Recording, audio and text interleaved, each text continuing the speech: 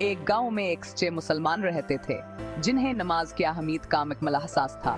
उनकी रोजमर्रा के जिंदगी में नमाज एक खास मुकाम रखती थी।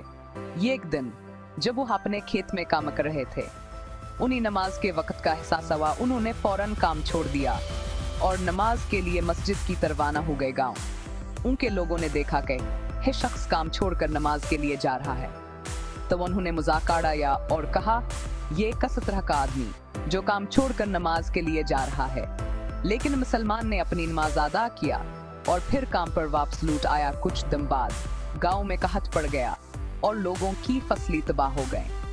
लेकिन इस मुसलमान के खेत में फसला क्षेत्र हो गए थे। लोग हैरान रह गए और उन्हें समझ आ गया कि नमाज और अल्लाह की इबादत की बरकत से उनके खेत में भी कामयाबी हुई है।